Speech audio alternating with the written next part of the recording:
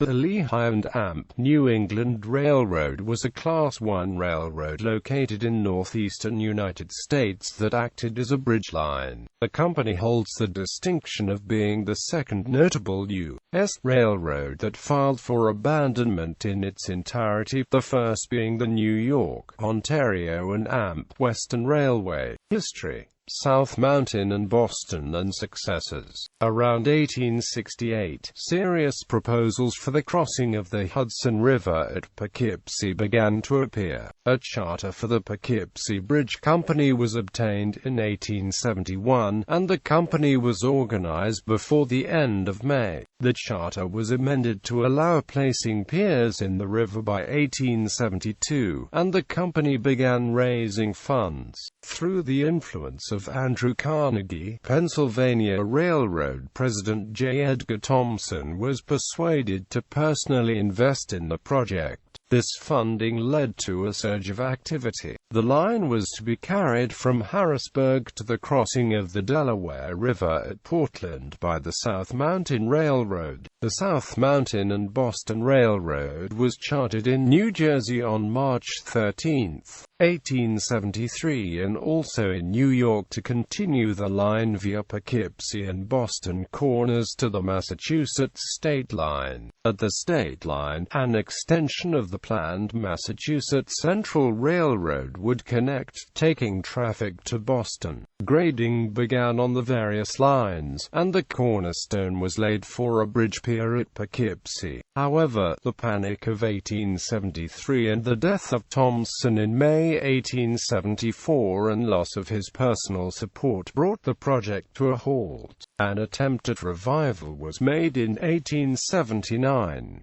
By this time the South Mountain Railroad had collapsed. A new railroad, the Pennsylvania, Poughkeepsie and New England Railroad, was incorporated on May 6, 1879 to follow its route from Harrisburg to the South Mountain and Boston connection at Portland. This company too would be short-lived. The South Mountain and Boston's New Jersey division was renamed on March 11, 1880 to the Pennsylvania and New England Railroad, and the company's Pennsylvania division was incorporated on May 5, 1880. The property of the P&E was sold to the P&E on October 13, 1880. This does not seem to have improved the fortunes of this segment of the line. A third company, the Delaware and Slatington Railroad, was incorporated on September 9, 1881, to run from the P&E at Portland to Slatington on the Lehigh River. The P&E merged with the Delaware and Slatington on June 22, 1882 to form the Pennsylvania, Slatington and New England Railroad. Pennsylvania construction. In the meantime, the P&E was successful in laying 1 1/6 mile of track to the east of Wind Gap about 1880.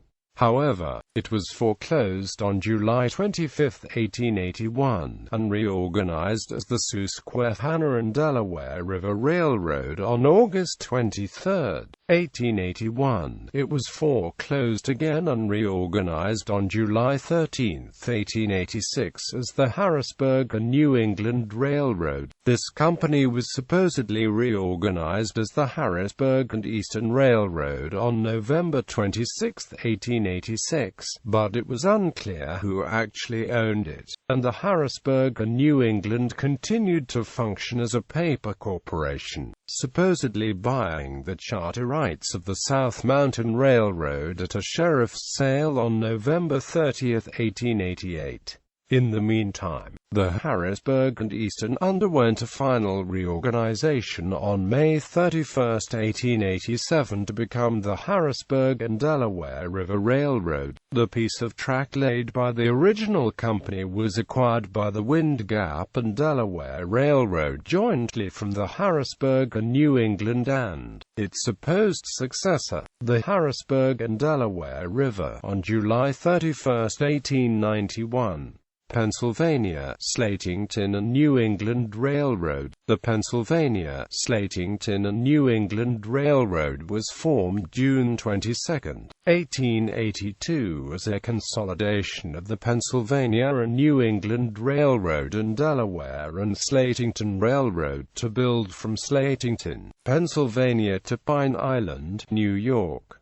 In December of that year, John L. Blair, who controlled the nearby Bangor and Portland Railway, acquired control of the P.S.&A. in order to give the B&P direct access to New England and other points. Additionally, the Central Railroad of New Jersey's Lehigh and Lackawanna Railroad could no longer access points on the B&P. Construction was carried out through 1883, with grading finished in Pennsylvania and about 12 miles west from Sussex, New Jersey. The bridge over the Delaware River at Portland was built, and rails were laid for about half of the length in Pennsylvania. In early 1883, a dispute erupted with the Wind Gap and Delaware Railroad over the tracks between Penn Argyl and Bangor, which the P.S.&A. wanted to use.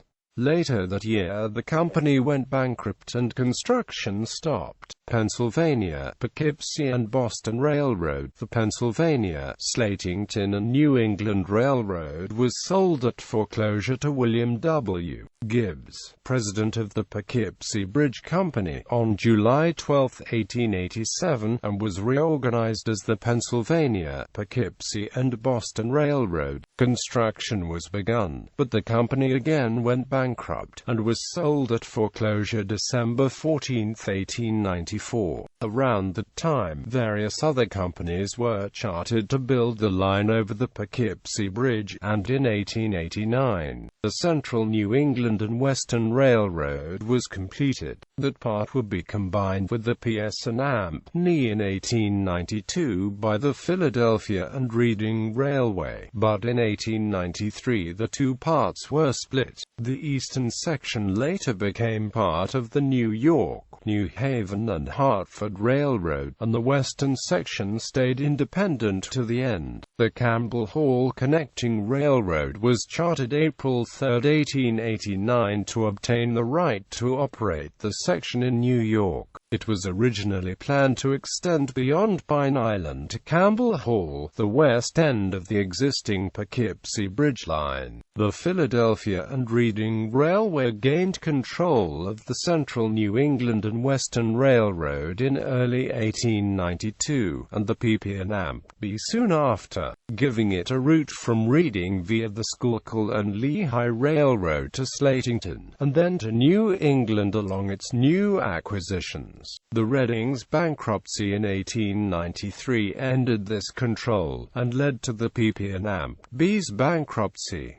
Lehigh and New England Railroad, 1895 to 1961. The Lehigh and New England Railroad was organized April 2, 1895 as the successor to the PP&B. The route was completed from Slatington to Pine Island, but between Swartzwood and Haynesburg Junction it used trackage rights over the New York, Susquehanna and Western Railway. Despite that, a tunnel was built under the fill for the Delaware, Lackawanna and Western Railroads. New Jersey cut off in case the L&P ever decided to complete its own line. Additionally, the planned route from Pine Island to Campbell Hall was cancelled, and trackage rights were obtained over the Erie Railroad's Goshen and Deckertown Railroad and Montgomery and Erie Railroad. The Lehigh and Lackawanna Railroad and its leased Wind Gap and Delaware Railroad were operated by the Central Railroad of New Jersey until February 1, 1905, when the two companies were merged into the L&P.